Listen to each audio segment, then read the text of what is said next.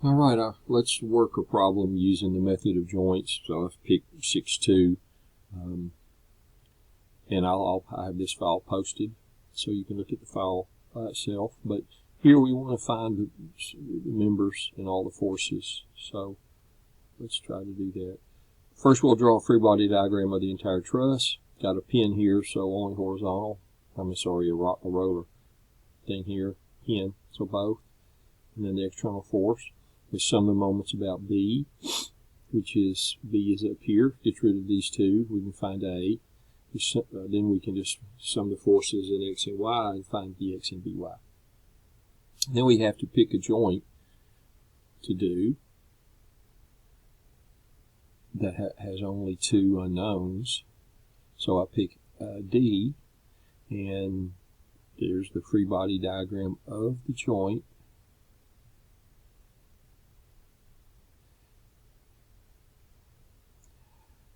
And I've replaced all the members that come to that joint with forces, and then I've got the external force. Remember, we can only do compressions and tensions since they're two force members. So I picked CD to be a tension, which is a way, and AD to be a compression. So you sum the forces in the Y using your alpha. You find CD. I got a positive number, so that means I was right, and it's a tension. Sum the forces in the X. It means I was right, since I got a positive number. I'll find those two. So I got those two. Now I need to go to either one of these two joints.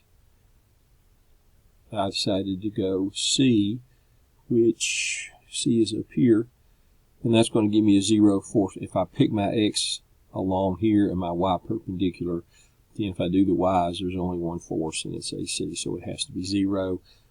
I picked both of these as tensions. Remember, you got to be consistent. So since I had picked CD as a tension, it has to be a tension here. Away implies BC is going to be away. Sum the forces along that line to get 0, and you find that they're equal in both tensions.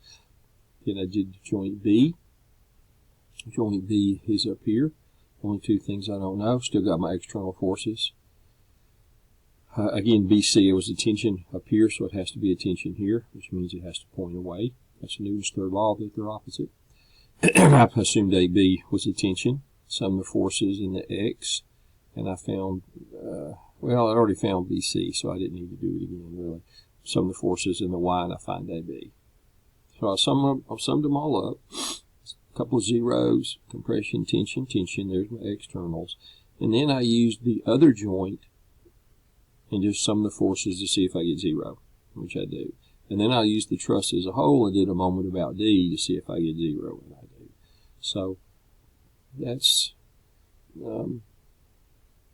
problem 6.2, method of joints.